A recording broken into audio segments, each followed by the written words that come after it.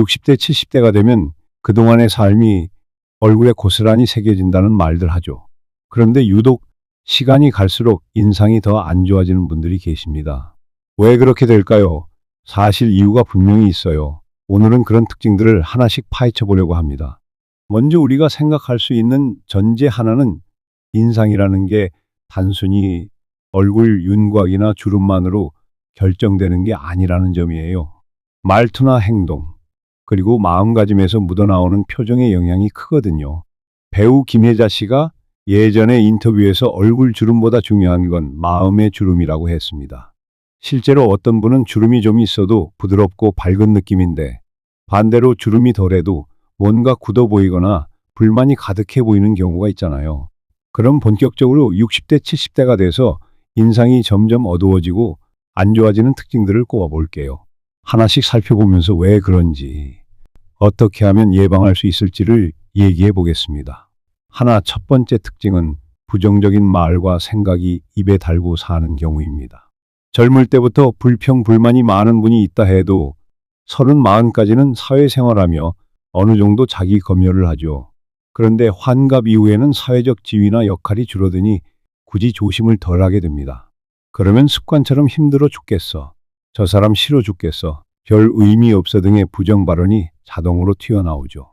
이게 하루 이틀 쌓이면 얼굴이 굳고 미간 주름 깊어지고 입꼬리가 밑으로 내려가면서 인상이 나빠지는 거예요. 실제로 배우 김영옥 씨가 한 예능에서 말했어요. 나도 젊을 때 잔소리를 좀 했는데 어느 순간부터 입이 거칠어지면서 내가 거울을 보니 표정이 날카로워진 걸 느꼈다. 그래서 의식적으로 긍정적 말투를 쓰려고 바꿨다고 합니다. 철학자 공자도 말하길 언어가 곧 마음의 창이 된다고 했죠. 부정적인 언어가 많으면 마음도 굳고 얼굴에도 그게 드러난다는 뜻입니다. 두 번째 특징은 자신밖에 모르는 이기적인 태도입니다. 나이가 들면서 오히려 주변에 베풀고 너그러운 분들도 있지만 반대로 내 이익 챙기고 감정 조절 못하는 분들도 존재해요. 젊을 때는 사회적 눈치나 체면으로 억눌렀는데 이제 와서 어차피 난 늙었어, 내 마음대로 할 거야 식으로 폭주하는 거죠. 그러면 주변 사람들이 피하고 본인도 점점 불만과 욕심이 얼굴에 드러납니다. 배우 김수미 씨가 후배들과의 대화에서 가끔 버럭하는 캐릭터이긴 하지만 실제로는 후배를 많이 챙긴다고 해요. 그래서 인상이 화끈한 것 같으면서도 밉지 않다고 합니다. 만약 김수미 씨가 후배에게는 관심도 없고 자기 기분만 내세웠다면 아마 지금 같은 사랑은 못 받았겠죠. 철학자 소크라테스가 인간은 본능적으로 이기적이지만 이성으로 그걸 제어해야 한다고 강조했는데 그 제어가 해제돼 버리면 결국 얼굴에 드러나서 인상이 찌푸려진다는 겁니다. 세 번째 특징은 화나 스트레스를 겉으로 쉽게 표현하는 습관입니다. 별것 아닌 일에도 화부터 내고 부시렁거리거나 다른 사람을 비난하는 태도로 나오면 자연스레 얼굴 근육이 굳고 주름이 공격적인 형태로 생겨나요. 흔히 심술보라고들 하죠. 눈밑 지방이나 입 주변을 심술궂게 보이게 만드는 근육 습관이 몸에 배게 됩니다. 연예인 박정수가 어느 방송에서 이야기했는데 예전에 스트레스 받을 때마다 표정이 확 굳고 미간 찌푸리는 습관이 생겨서 나중에 거울 보니 인상이 무섭더라고 하더군요. 철학자 장자는 무의 자연을 이야기하면서 억지로 뭔가 분노를 참으라는 게 아니라 근본적으로 마음의 여유를 가지라고 조언합니다. 화가 쌓인 채로 폭발하면 얼굴부터 경직되니 호흡이나 명상을 활용해 감정 조절을 해야 한다는 얘기죠. 네 번째 특징은 스스로를 가꾸는 일을 멈춘 경우입니다. 젊을 때는 나름 패션도 신경 쓰고 건강관리나 피부관리도 어느 정도 하잖아요. 그런데 60대, 70대 들어서 이 나이에 뭘 하고 자포자기하면 얼굴이 푸석하고 삶의 에너지가 떨어져 보이죠. 문제는 그게 외형만의 문제가 아니라 나 스스로도 거울 볼 때마다 내가 이렇구나 하면서 더 우울해진다는 겁니다. 결과적으로 인상까지 안 좋아져요. 배우 남은희 씨나 고두심 씨는 일은 넘어서도 옷차림을 단정히 하고 본인 스타일을 유지하려 노력한다 하고요. 철학자 아리스토텔레스는 인간이 자기 관리를 통해 자기 존엄을 지키는 존재라고 봤습니다. 그냥 화장품을 써라 이런 얘기가 아니라 내 몸과 마음을 가꾸면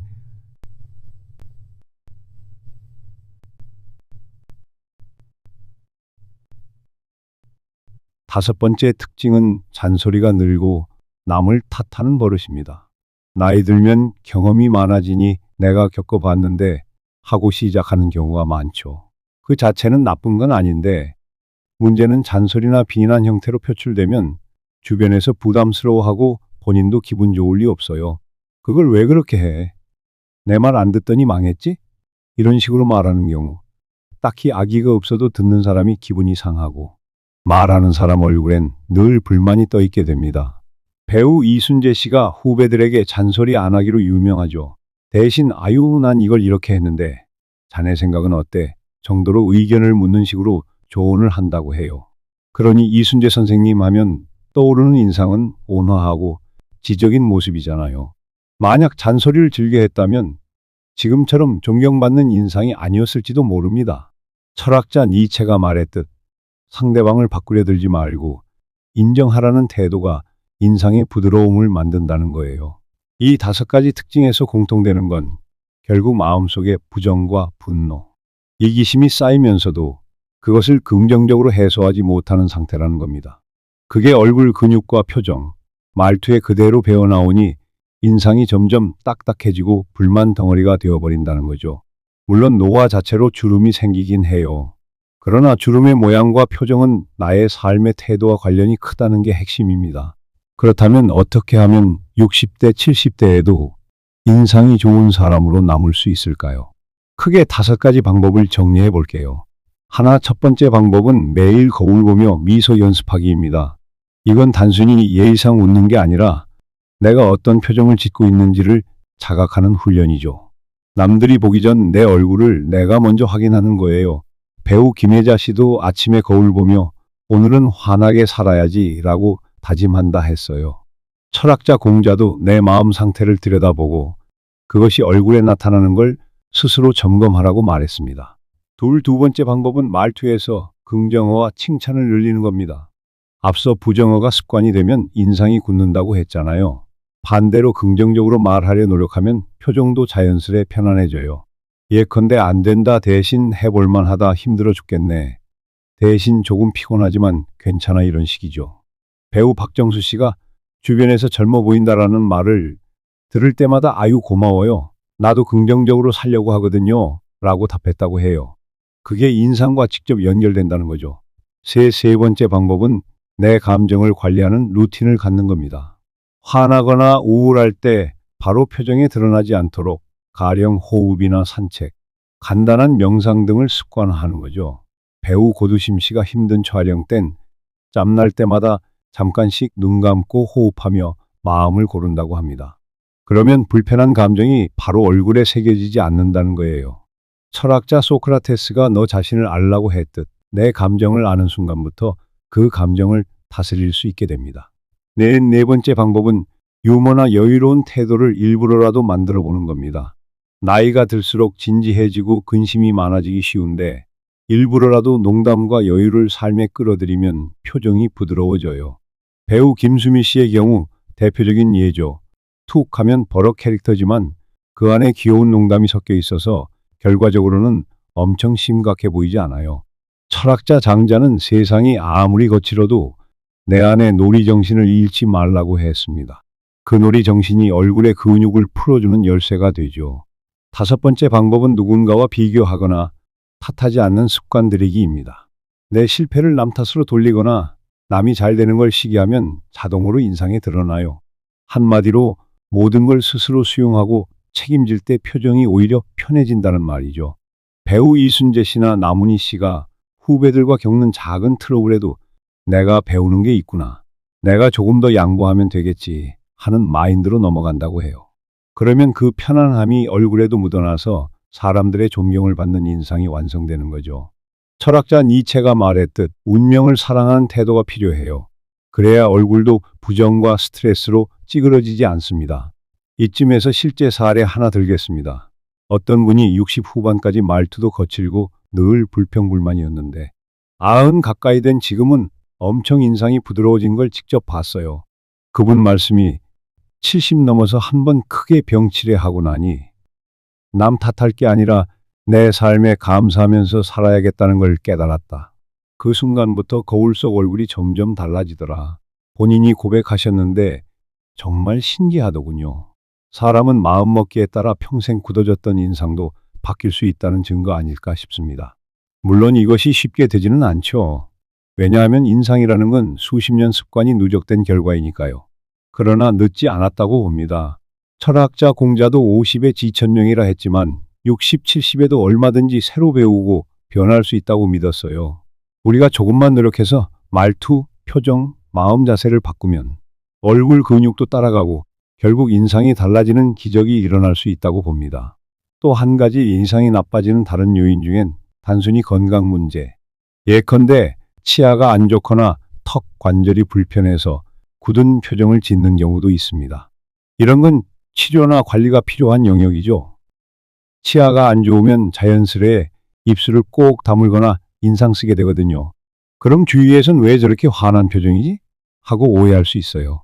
그러니까 단순히 성격이나 마음만이 아니라 몸도 함께 돌보는 게 필수입니다. 다시 한번 정리해 볼까요? 인상이 점점 안 좋아지는 사람들의 특징. 첫째, 부정적인 말과 생각이 습관이다. 둘째, 이기적이고 자기밖에 모른다. 셋째, 화나 스트레스를 바로 표정으로 드러낸다. 넷째, 자기관리나 꾸밈에 대한 의욕이 사라졌다. 다섯째, 잔소리와 비교, 비난이 많다. 이 다섯 가지가 복합적으로 작용하면 60대, 70대가 되어갈수록 얼굴이 굳고 뾰족한 인상이 형성된다는 거죠. 그걸 예방하고 고치기 위한 다섯 가지 방법, 즉 미소 연습, 긍정 말투, 감정 관리 루틴, 유머와 여유, 그리고 비교나 탓하기 대신 수용과 책임지는 태도. 이걸 꾸준히 실천하시면 분명히 인상이 개선될 수 있다고 말씀드립니다. 배우 김혜자 씨, 고두심 씨, 남은희 씨, 이순재 씨.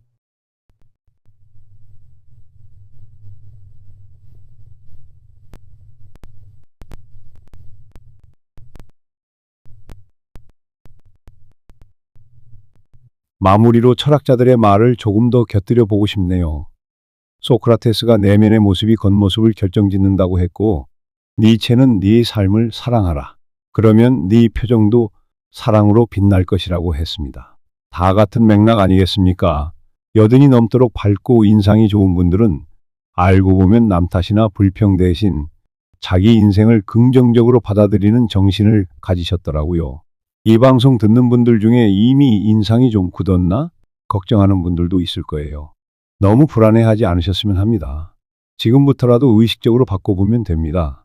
표정, 말투, 생활 습관, 마음가짐이 네 가지를 조금씩 개선하면 60대든 70대든 충분히 부드러운 인상으로 갈 수 있다고 생각해요. 이런 노력은 내가 행복해지기 위함이기도 하고 주변 사람들과의 관계를 부드럽게 만들기 위한 것이기도 하죠. 오늘 제가 이야기한 내용이 많은 분들께 참고가 되었으면 합니다. 주변에 혹시 인상이 점점 험악해지는 분들이나 반대로 인상이 너무 좋아지는 분들이 있다면 그 이유를 다시금 생각해 보시면 재미있을 것 같아요. 그리고 나도 어느 쪽으로 가고 싶은지 방향을 잡고 노력하면 좋겠습니다. 끝으로 한 말씀 드리자면 인상은 타고난 것보다 만들어가는 게 훨씬 크다고 믿습니다. 젊을 때 잘생기고 예뻐도 나이 들어서 표정이 일그러지는 분들 계시고 반대로 젊을 때 평범했는데 황혼기에 오히려 아름답고 멋진 아우라가 생기는 분들도 있잖아요. 결국 내 안에 쌓이는 것들이 얼굴로 투영된다는 거죠.